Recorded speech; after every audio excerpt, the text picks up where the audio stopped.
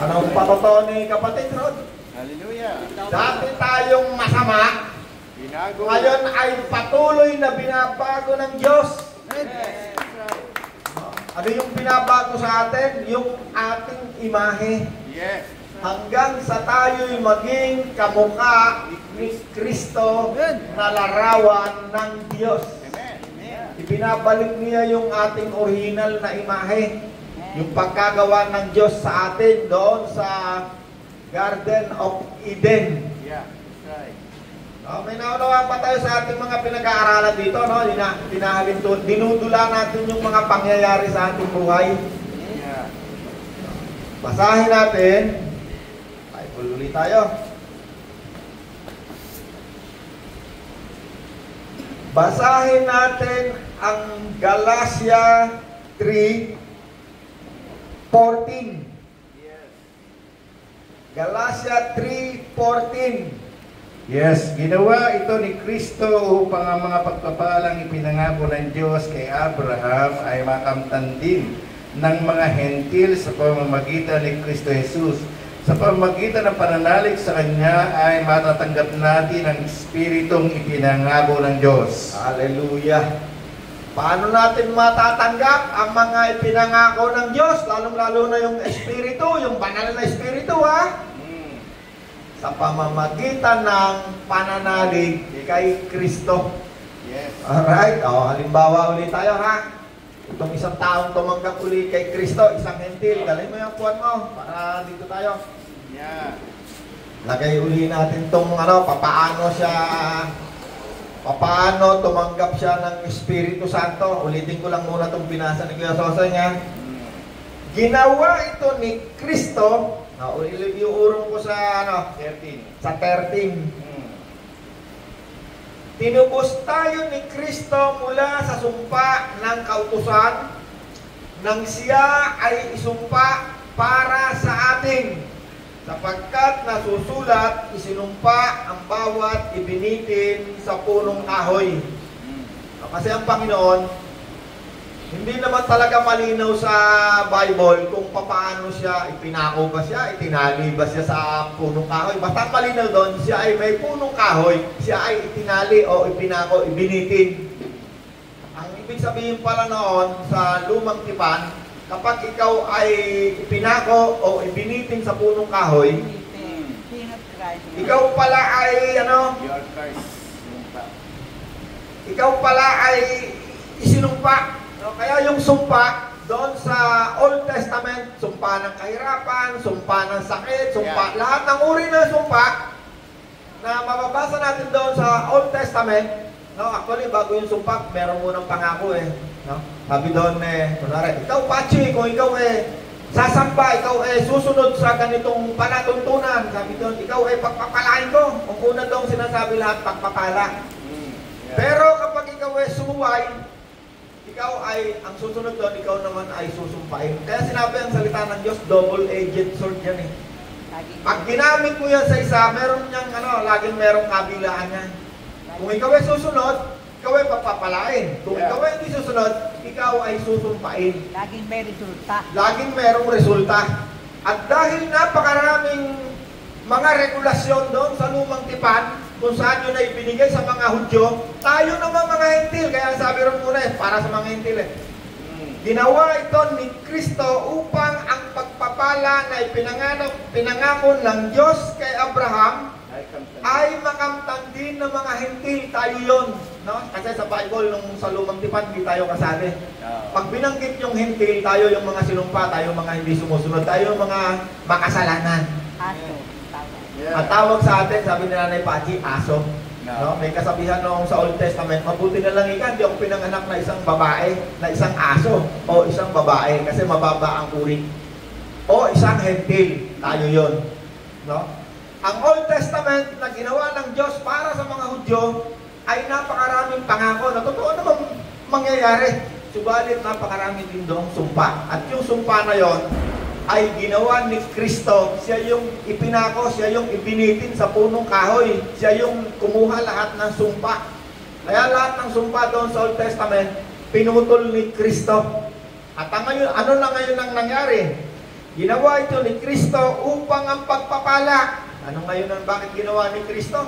Upang ang pagpapala na ipinangako ng Diyos kay Abraham doon sa lumang tipan ay makamtan din ni Nanay Pachi, ni Kuya Soseng, ako at ng lahat ng taong sumampalataya kay Kristo. Okay? Sa pamamagitan ng pananalig kay Jesus, tumanggap ka na ba, brother, no? Nanalig ka na, no? Siya ay naging isang mananampalataya. Sa pamamagitan ng pananampalataya kay Jesus, ay natanggap niya ang alin? Ang ipinangakong Espiritu Santo. Okay. Si brother, ang pangalan? Si brother Dasilio, pilito mo yun di ba? Anong pilito? Ang pangalan? Salino, ang tawag ko. Si JR, sumampalataya kay Kristo. Pero bago yan sumampalataya, kahit wala pa si Kristo, meron na yung Espiritu. Lagay muna natin yung Espiritu. Kahit dalawa, kaluluwa, Espiritu, kahit dalawa. Lalagay niya silya niya.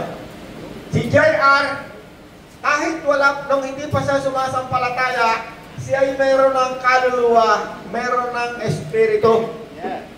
Nung nangaral si Kuya Soseng, siya ay tumanggap ng ipinangako. Ano yung pinangako? Espiritu Santo. Kaya sabi sa Bible, ang lahat ng nakipag-isa kay Kristo ay isa ng bagong nilalang.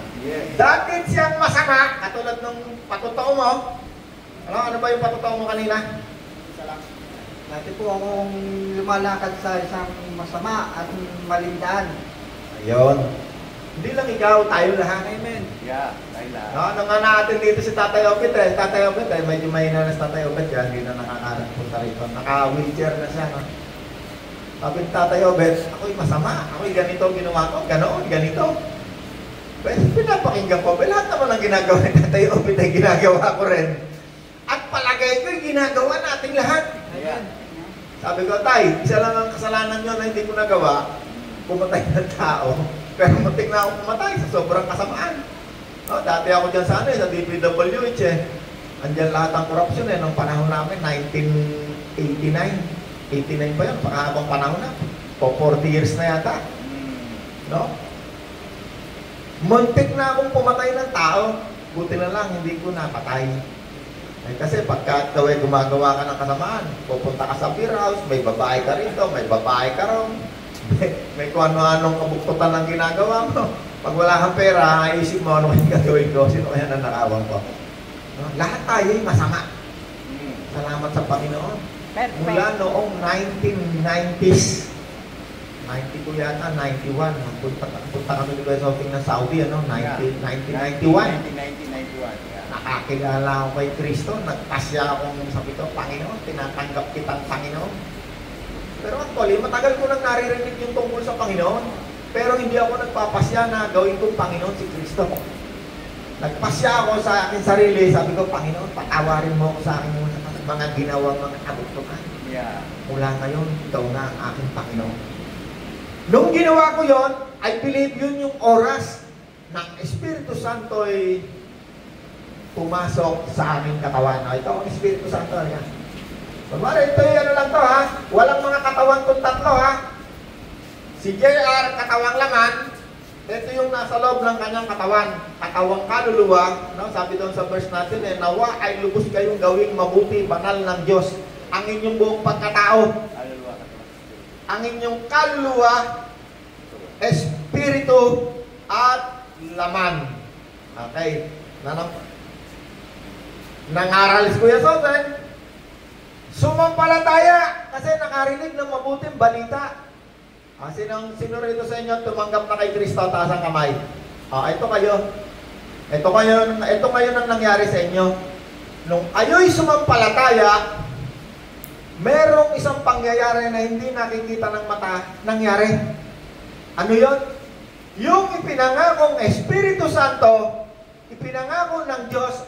Sa Old Testament, maraming pangako yan sa mga sinulat ng mga prophet. Sa aklat ni Joel, nandun yun. Sa huling araw, sabi ng Diyos kay Joel. Si Joel, propeta yon. Sabi niya, ibubuhos ko ang aking espiritu. At ang inyong mga kabataang lalaki ay magpapahayag ng aking mensahe. Ito yung ngayon yung nangyayari ngayon. Ito yung ginagawa natin ngayon. Nung tumanggap ako ng Espiritu Santo, yun ang nangyayari sa atin ngayon. Ako ngayon nagpapahayag ng mensahe ng Diyos. Hindi mensahe galing kay Kuya Soseng. Hindi mensahe galing sa akin. Hindi rin mensahe galing sa mga social media. Hindi. For 30 years, ako'y nagpapahayag ng mensahe ng Diyos. Maraming ang kumu-question sa akin eh. Hoy, Roland, hindi ka naman pastor. Sino ba nagbigay sa iyo ng otoridad para ikaw ay mangaral? Baka mali-mali tinuturo mo. Pag Espiritu Santo kasama mo, hindi ka magkakamali.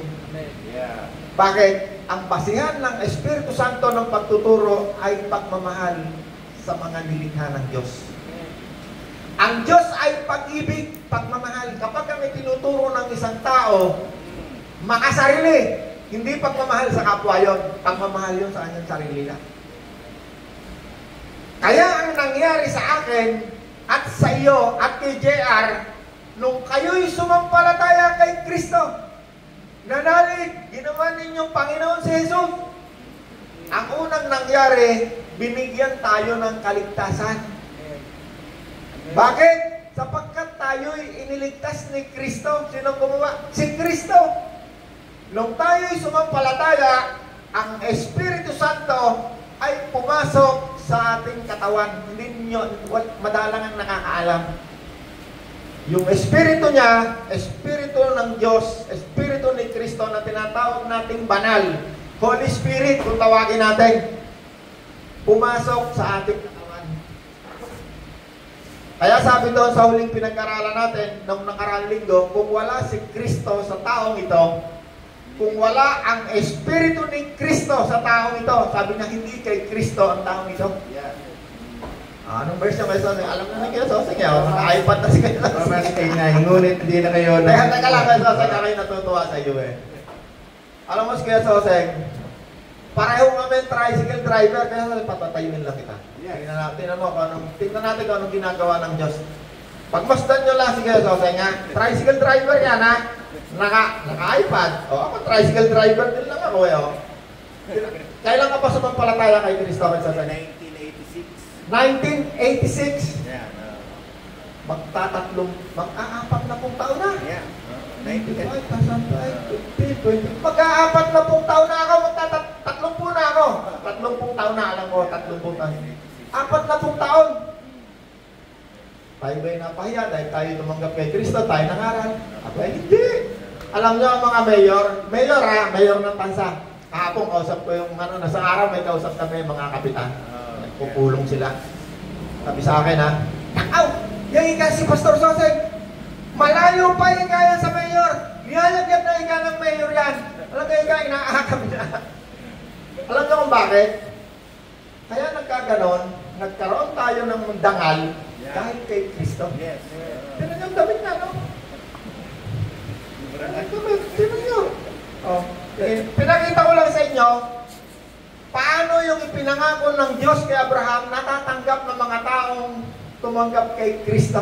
Yes. Kasi ang pangako ng Diyos kay Abraham, gagawin kitang isang malaking bansa. Pagpapalain kita, sabi ng Diyos, yun ang pinakamalaking pangako ng Diyos sa kanya. Sabi niya, pagpapalain kita, gagawin kitang isang malaking bansa. Pararamihin ko ang iyong anak. Alam niyo to si Genesis 12. pangalan mo? Porter tayo ka. Porter, okay lang, i-ano ko yung buhay mo, ha? Okay lang, ha? Yeah. Ito naman ay alam ng natin. Si Porter, magulo buhay. Yeah. Nagkahiwala yung kanyang pamilya. Tama, Porter na. Magulo! Hindi ko na kumain sa inyo, detalye, magulo buhay niya. Madaling salita, si Porter ay parang napabayaan na magulang. Yeah. Kuya Soseng kumupko. Pinag-aaral ni Kuya Soseng hanggang ngayon. Di ba mabuti ang Diyos? Yeah. No? Palakpakan natin ang Panginoon. No? Alam niyo kung bakit nasisira ang buhay natin? Ako sa palagay ko, 99% kung di ako nakakilala kay Kristo, baka isa rin ako sa napakagulong buhay. Sige na, Porter. Pinapakita ko lang paano ang Diyos ay gumagawa sa mga taong tumanggap kay Kristo. Yes.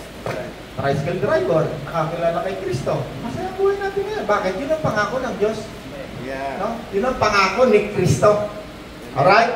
Yes. Okay. Hindi naman pwedeng overnight sabihin mo, ay kailangan bukas. yung nangyari kay Kuya Soseng, ako siguro nakadamit na rin ako ngayon ng ano. Siyempre may progress yun. Kung hindi man yun mangyari sa'yo, hindi yun sa'yo mangyayari, siguradong mangyayari. Mga anak ni Kuya Soseng, at tapos lahat ng pagkain, tatlo, no? Yeah. Professional. Kagaganda lahat ng trabaho. Pinagpala talaga. Bakit naglingkod kay Kristo? Yeah. Nangaral! Sabi ni Kristo, ang magtitiwala sa akin, hindi mapapahiya. Yes. No? Nung una, medyo alanganin pa yung asawa ni Kuya Soseng, ano? Ako, baka hindi natin mapagtapos ang anak natin. Huwag ka mangaral.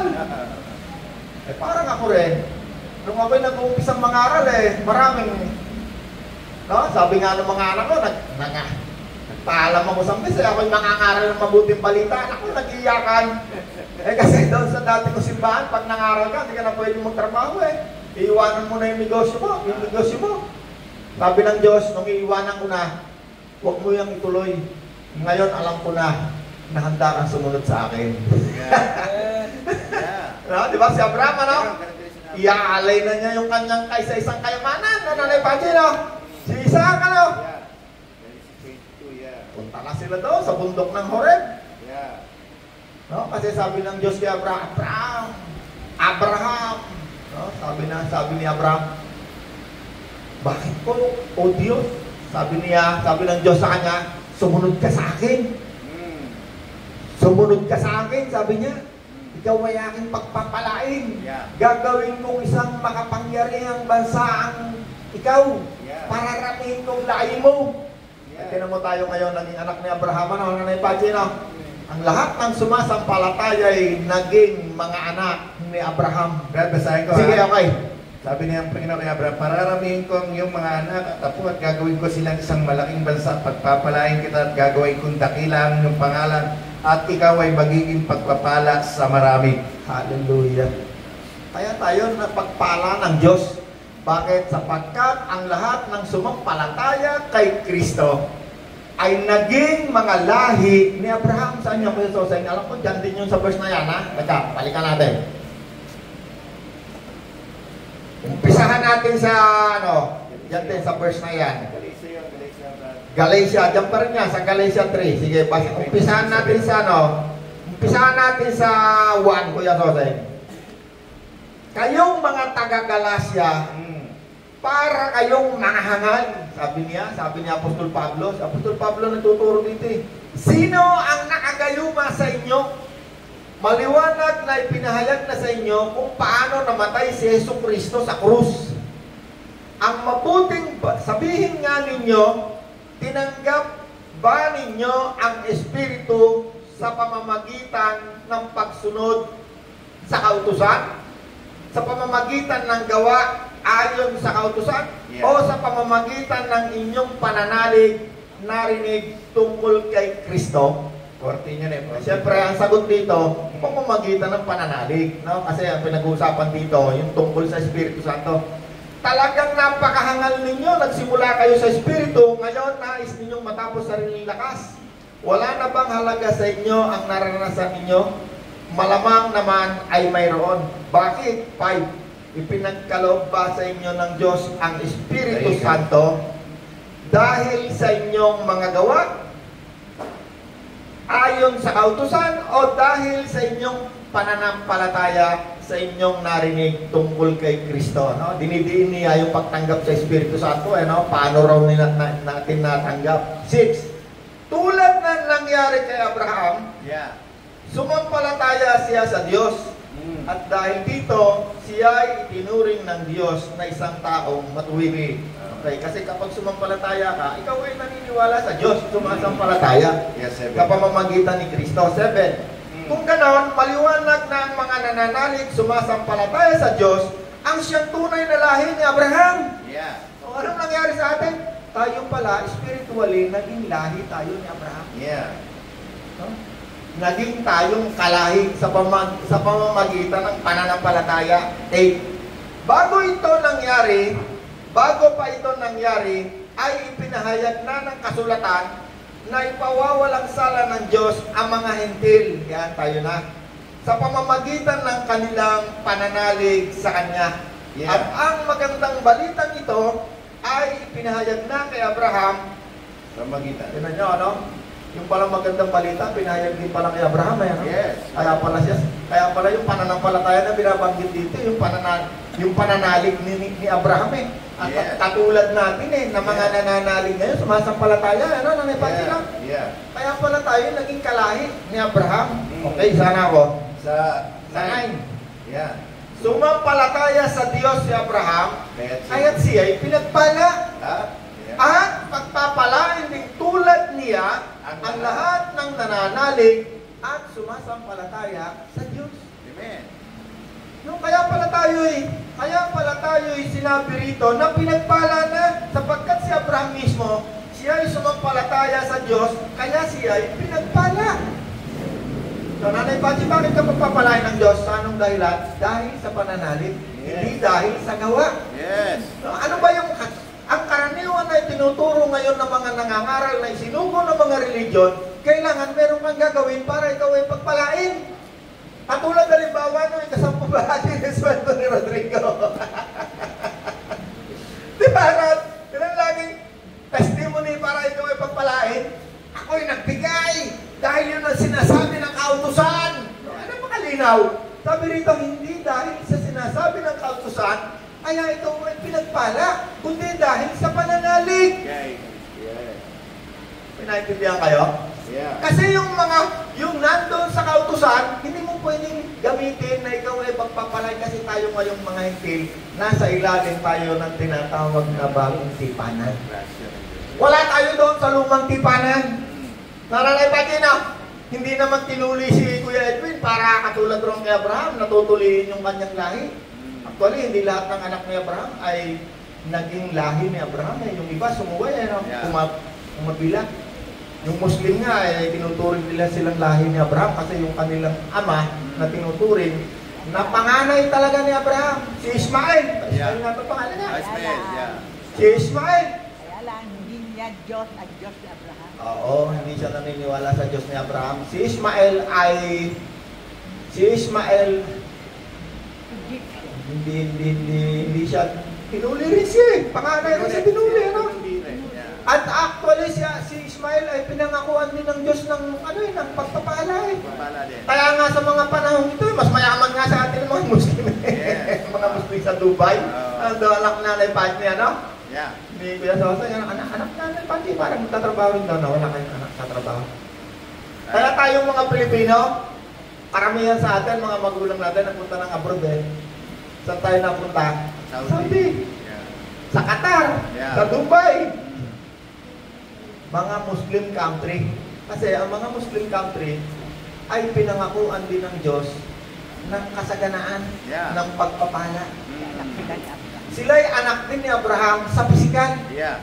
Pero si Jacob, yung pinangakuan ng mga ibang uri ng pangako, siya'y anak sa pangako. Yeah. Itong si Ismael na panganay ni Abraham, siya'y anak niya kay Hagar, isang alipin. Isang Egyptian. Kasi hindi nakapaghintay si Sarah eh. Alipin yun ni Sarah eh. Sabi ni Sarah, sipingan mo itong aking alipin. Kasi ang alipin, nung panahon na yon, pag siya yung alipin, isa kang mayaman, siya ay para lang isang bagay, pag-aari mo siya. Yeah. Lahat ng gusto mong gawin sa alipin mo, pwede. Kung babae alipin mo, pwede mong anakan. Yeah. At yun ay patuturing na anak mo. Yeah. Hindi bawal. Panahon na yon. Okay, balik tayo rin sa ating pinag-uusapan. Sumampalataya si Diyos, sa Diyos, si Abraham, kaya siya pinagpala at pagpapalain din. Katulad niya ang lahat ng nananalig at sumasampalataya sa Diyos. Okay, tingnan natin mabuti ha. Lahat ng sumasampalataya sa Diyos. No? Mamaya pupunta tayo dyan. Ang lahat ng umaasa sa manggagawa ayon sa kautusan ay nasa ilalim na isang sumpa. Okay, sa panahon ito, marami pa rin mga tao ang naniniwala doon sa sinasabi sa Old Testament. At hindi naman yun masama. Kaya lang, kapag ikaw ay nabuhay ron, at hindi mo nasunod yun kung doon ka naniniwala, yung pagpapala, according sa Old Testament, meron yung kabalanse na isang sumpa pag hindi mo nagawa. Kaya tayo inalis doon, yung lahat ng sumpa ay ginawa ni Kristo. Siya na yung kumuha ng sumpa, ibinitin siya sa puno ng kahoy according doon sa verse na binasa natin kanina. Nasunod sila dahil sa takot. Nasunod sila dahil sa takot, sabi ni Nanay Pachi. So kung ikaw man ay naniniwala noon sa Old Testament, tapos ay meron kang nasusuway, ikaw ay nasa ilalim ng isang curse. Sa lamang. Subalit, nung ikaw ay tumanggap kay Kristo, sumampalataya ka kay Kristo, lahat ng sumpa ng kahirapan, sumpa ng sakit, lahat ng sumpa, tinubos ni Kristo. Yes. Yung sumpa para sa'yo, yung supposed to be na tayo ay nakasumpa, pinanggal lahat ni Kristo. At nung ikaw ay tumanggap kay Kristo, ang Espiritu ni Kristo at ang Espiritu mo ay naging isa. Yeah. May mga papel yan, may mga ginagampanan yan. Kaluluwa, Espiritu ni Kristo. Yeah. Ang pinakamataas dyan ay yung Espiritu ni Kristo, Yeah. nakasama ng iyong Espiritu. Yeah. Yung mga hindi maunawaan ng iyong kaluluwa, ayan ang nagpapaunawa. Ang Espiritu ni Kristo, siya ang nagbibigay ng unawa. Yeah. Hindi lamang unawa, siya rin ang nagbibigay ng karunungan. Siya ang ating karunungan. Yeah. Pero niyo, yung mga hindi marunong, akala nyo hindi kayo marunong, meron kang karunungan. Bakit? Nasa iyo si Kristo. Yung hindi kayang unawain ng marunong sa mundong ito, ng mga debatista at ng mga tagapagturo ng mundong ito sa mundo, hindi nila nawa. Pero ikaw, meron kang naunawaan, hindi nila kayang unawain. Yeah. Amen? Yes. Okay. Na ako, 12. Yeah. Ang lahat, 10, ang lahat ng umasa sa gawa, ayon sa kautusan, nasa ilalim ng isang sumpa. Yeah. No? Kaya yung mga nagtuturo na yung mga ika-sampung bahagi ng sweldo nyo according sa law of Moses, ibibigay nyo, hindi nyo magagawa. Kaya marami na sa ilalim ng mga sumpa. Marami sa mga tao, tinatawag nilang sila yung Kristiyano, andoon pa rin sila sa sumpa. Bakit? Nagpasa ilalim sila roong usa. No, kaya si Kristo meron sinabi, tinubos ko na kayo sa sumpa, bakit babalik ka na naman doon? Maraming tao gusto ipasok ulit yung sarili niyo doon sa law of Moses. Wala na tayo ron, although hindi sinabi yun na masama. Kasi kailangan natin malaman yun para alam natin ano yung pinanggalingan natin. Ang pananampalataya natin galing sa mga Hudyo. 12. 11. Malinaw na walang taong pinapawalang sala sa paningin ng Diyos sa pamamagitan ng kautusan ni Moses, sapagkat sinasabi ng kasulatan, ang pinawalang sala ay mabubuhay dahil sa pananampalataya. Okay. Bubuhay na tayo ngayon by faith. We are saved by grace through faith. Pananampalataya. 12. Ang kautusan ay walang kinalaman sa pananampalataya sa Diyos. Nakita ninyo, napakalinaw. Yung kautusan ni Moses, wala yung kinalaman sa pananampalataya kasi lahat doon ay gawa. Yeah. Lahat doon ay meron kang gagawin. Walang kinalaman sa ating pananampalataya. Sapagkat sinasabi sa kasulatan na ang tumutupad sa lahat ng hinihingi ng kautusan, mga Hudyo, ay mabubuhay sa pamamagitan ng kautusan. Yes. Kaya yung mga Hudyo hanggang ngayon nandun sa kautusan, nag-aalay pa rin sila hanggang ngayon. Yung pa rin ang kanilang ginagawa. Yung hindi karamihan, kasi karamihan ngayon sa Israelita, sekular na sila. Sekular. Marami sa kanila, nakalimot na nga ng kautusan. Yeah. Ang tumutupad na lang dito sa pinag-uusapan natin kautusan na hindi na maraming bilang.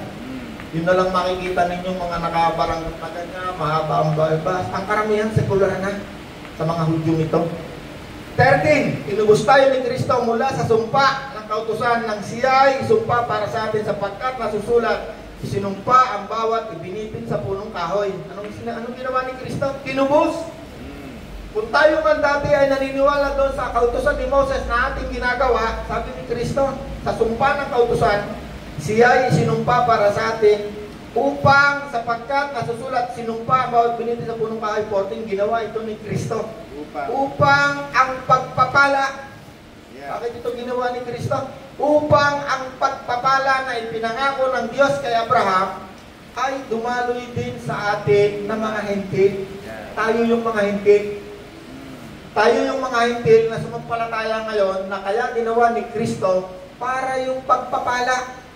Yan yung sinasabi ni JR, dati tayong masama. Anong resulta ng kasamaan? Number 1, gutom. Dati tayong masama. Ano? Kay Edwin, ano? Dating masama. No? Anong ginagawa, no? Kay Edwin? Sabong. Ano pa? Tongits. Lahat detalye. At ang resulta, ubos ang pipi. Diba? Ubos ang pipi. Pag walang pipi, wala chibog. Pag walang chibog, wala pang pambili ng damit. Walang aral ang mga anak. Anong resulta? Kahirapan. Generational curse tawag doon. Kaya hindi mo ulad ang buhay. Bakit? Hindi nakakaahon sa sumpa. Sumpa na kahirapan. Ang tawag doon. Yes. Kapag ikaw ay wala kay Kristo, automatic, ang wala kay Kristo, okay, wala kay Kristo, ikaw. Kapag wala ang isang tao kay Kristo, okay, balik ulit, pero ikaw, kayong dalawa. Dito ka, wala kay Kristo, may kaluluwa rin, may espiritu. Lagi tayo nagdadrama para mas maintindihan eh. Si Kuya Edwin, ikaw ulit, halika. Gagamitin ka ng ano. Si Kuya Edwin, ang espiritong naghahari sa mga taong ayaw sumampalataya kay Kristo. Yes. Ang isip niya'y katawang kaluluwa, diyan pa laman. Si Bernie, katawang laman, katawang kaluluwa, pag-iisip, katawang espiritu. Ang taong ito'y dinadaya ng espiritu ng kasamaan. Ang Diyos na dumadaya sa mga taong ayaw sumampalataya kay Kristo. Yeah.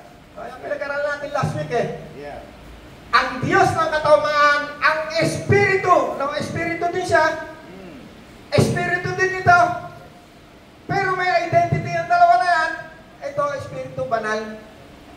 Santo. Yeah. Nakipag-isa siya sa Espiritong banal. Ang tawag sa kanya ay Espiritu ni Kristo na kasama ng Espiritu ng Diyos. Kaya isa lang sila, sabi ni Kristo, ako tangama isa. Isa lang sila. Hindi sila naghihiwalay. Sa simula pa lang, Genesis to Revelation, di sila naghihiwalay. Hanggang sa mga oras na to, magkasama sila. Di sila naghihiwalay. Nandito sila, kasama ng Espiritu niya, pero merong isang Espiritu na dumadaya, patuloy na dumadaya sa mga taong ayaw sumampalataya kay Kristo. Ano yung verse natin, Gatsasay? Pakibasa mo kayo sa akin. 2 Corinthians 4:4. Sige. Hindi sila sumampalataya sapagkat ang kanilang isip ay Hindi siya sumampalataya sapagkat ang kanilang isip binulag ng Diyos ay ng kasamaan. binulag ng Diyos ng kasamaan. Sa daigdig na ito. Sa daigdig na ito. Yeah. Ang Espiritu dumadaya sa daigdig na ito. Yeah. Diyos ang tawag sa kanya, Diyos ng kasamaan. Diyos ng kasamaan. Yeah. Etong kanyang Espiritu nandiyan pa rin. Ang tawag sa kanya ay patay. Ang sabi doon sa Bible, dati, Nung una'y patay. Yeah. Sige, Gatsasay. Nung una'y patay kayo dahil sa inyong mga Noong una, pagsuway. tayo man ay patay din dahil sa ating mga kasalanan pagsuway. Yeah. At kabilang tayo, sinunod natin ninyo masamang takbo ng mundong ito at naipailalim kayo sa prinsipe ng kasamaan, ang espiritong naghahari sa mga taong ayaw kasakop sa Diyos. Pasakop sa Diyos. Dati, JR, tayo man dalawa ay napasailalim din. Nung tayo yung sinasabi mo na tayo gumagawa pa lahat ng gusto ng katawan natin. Hindi tayo pwedeng pigilan, kaya nga marami tinatawag yan addiction eh. Yeah. Pag ikaw na-addict sa drugs, na-addict ka sa sugal, ibig sabihin doon kasi ikaw tayo ay alipin. Yes. Kaya addict, hindi mo pwedeng pigilan ang sarili mo. Kaya maraming sinasabi na pag ikaw addict, wala na yung gagawin. Nanakaw yan, hindi niya kaya, kahit siya mismo hindi niya kaya pigilin sarili niya. Kahit ayaw niyang gawin, gagawin niya. Bakit? Hindi na niya kaya pigilin ng kanyang sarili.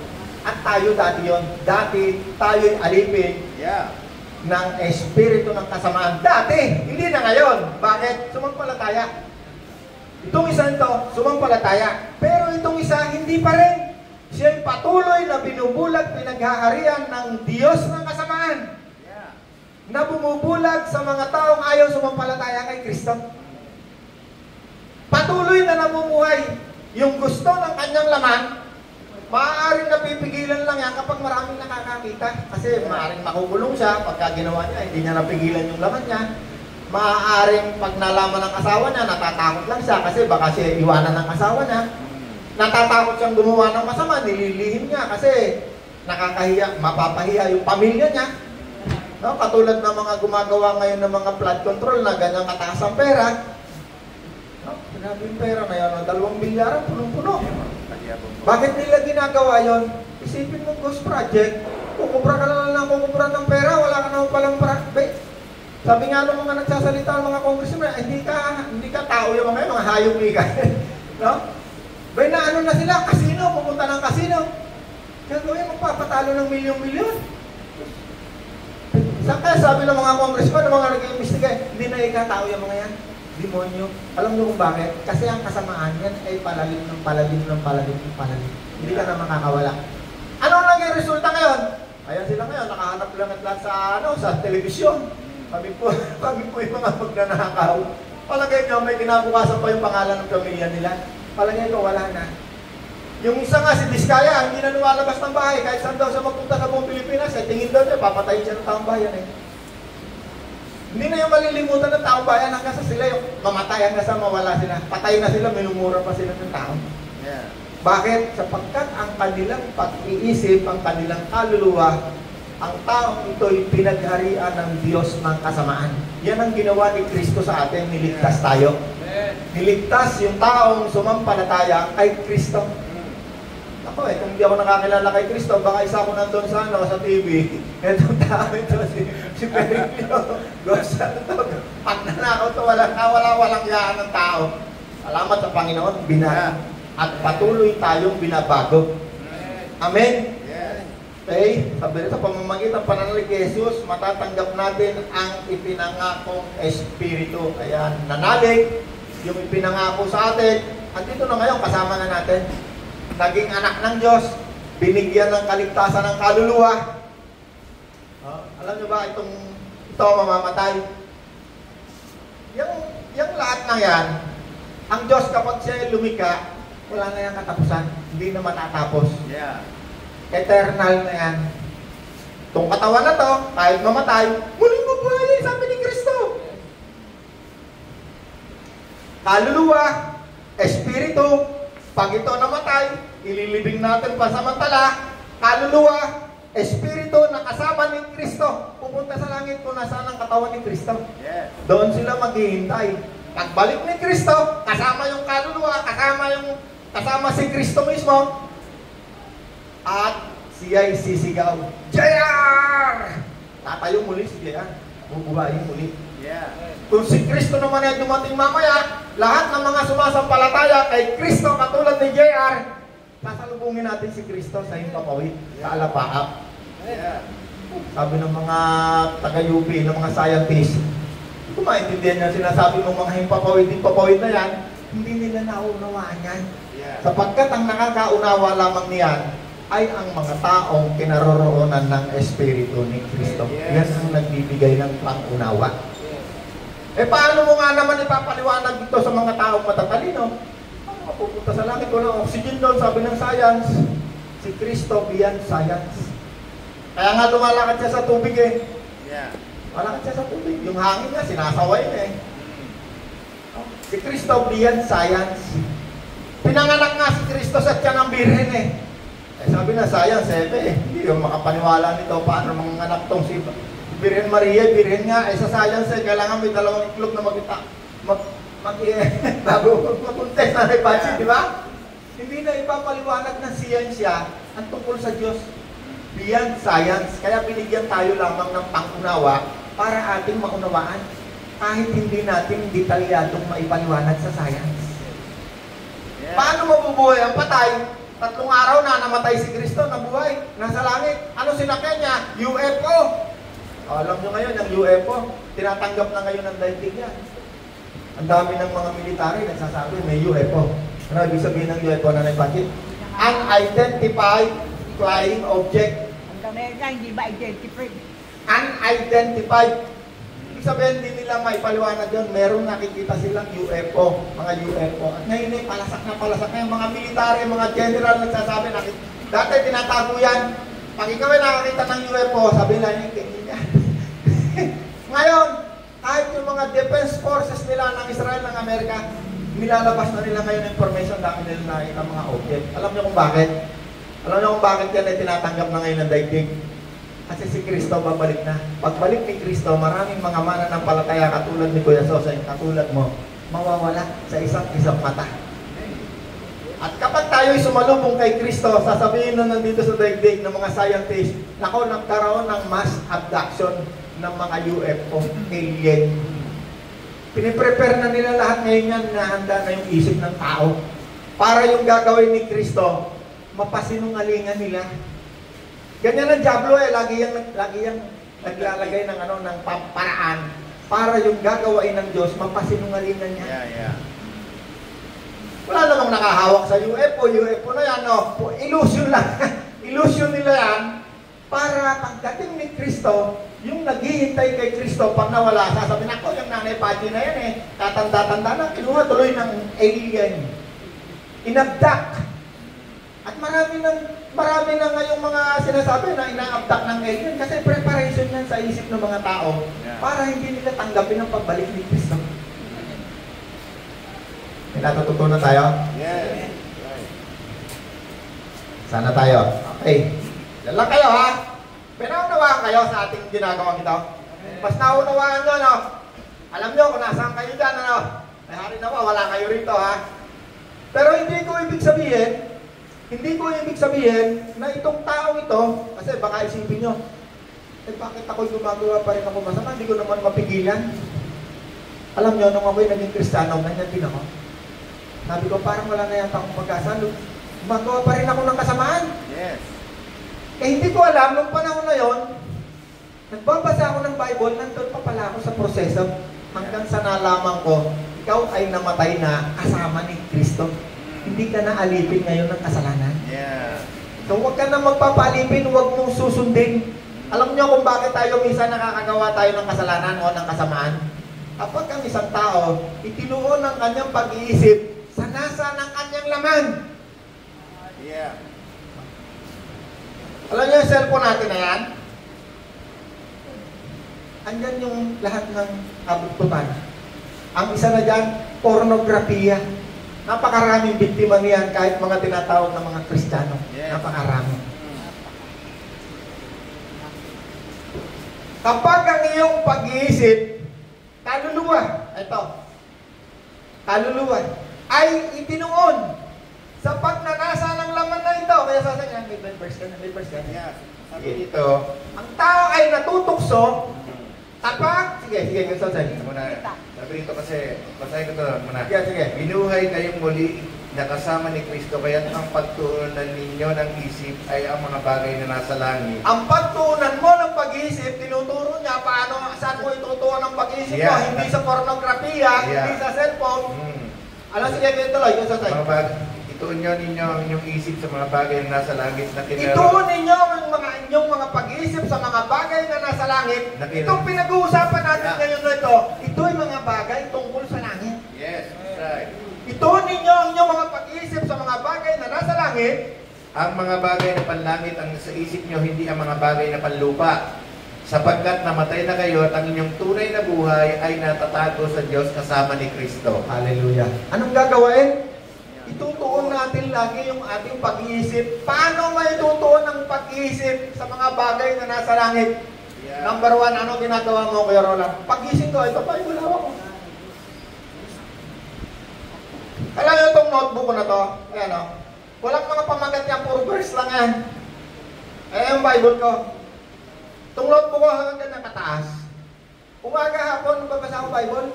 Pag gusto ko isulat, sa sulat ko. Pag gusto kong, pagdating ng Monday, tinuturo ko. Ano sabi doon sa sinasabi ng verse na yan? Anong verse yan? Colossus 3. Ulitin mo nga kayo sa Sabi rito, isip natin ang mga bagay na panlangit at huwag panlupa. Sa isip natin ang mga bagay na panlangit. Kaya yung ating pag-iisip, kumakain yan. Yeah. Anong pagkain ng ating kaluluwa? Salita ng Diyos. Yes, that's right. Kapag wala yung salita ng Diyos, automatic yan ang iisipin yan mga bagay na panlupa. Yeah. Saan ako bibili ng ganito? Gusto ko yung bahay, gusto ko yung ganito, gusto ko ng pera. Lahat ng material yan lang ang iisipin. Yan lamang ang iisipin ng isang tao wala si Kristo. Yeah. Paano ko pag-aaralin ng anak ko? Paano? Lahat ng bagay. Hindi sinabi na, mahal mo rin ang pamilya mo kahit wala si Kristo. Nag-iisip ka rin na, kaya lang ang iniisip mo, mga bagay na panlupa.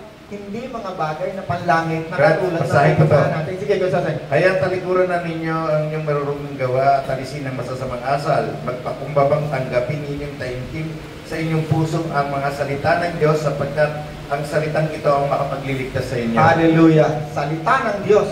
Yeah. Yan ang ginagawa natin ngayon.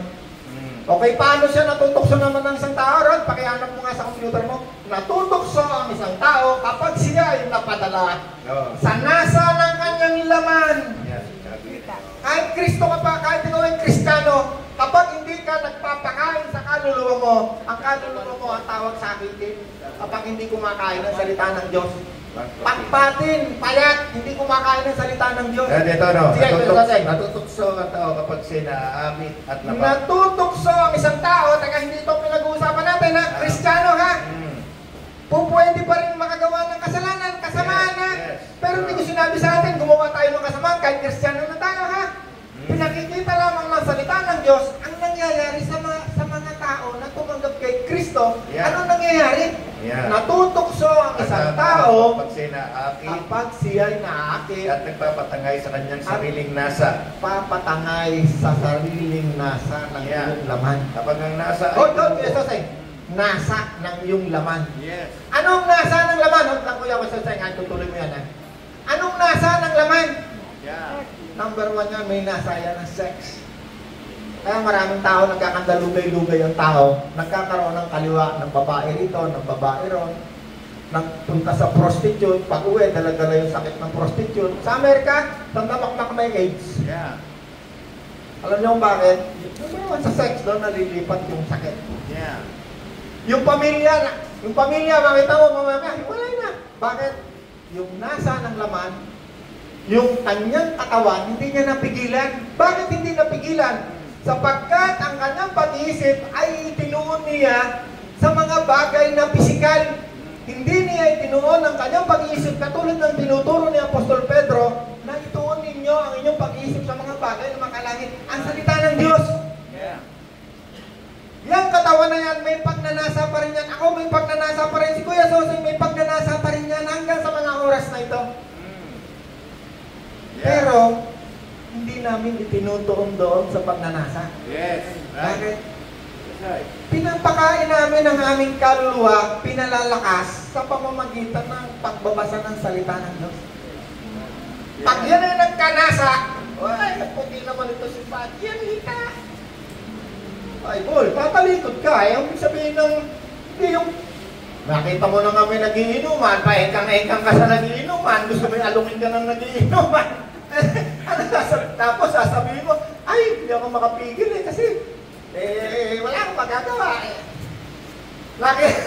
Nakita mo na sugalan, sugalero ka. Pag ganyan-ganyan ka, sugalan. Naku, itong ipong ko, ibibigay ko ba ito sa asawa ko, sa baong ko? Tinaya, ano pa ko gusto pera. Yeah. Ganun paraan tayo'y nakakalasap ng sumpa. Sumpa ng mga taong wala si Kristo, ang Espiritu. May naman tayo? No? May oras pa tayo, Rod? Hallelujah. Ikaw ang hari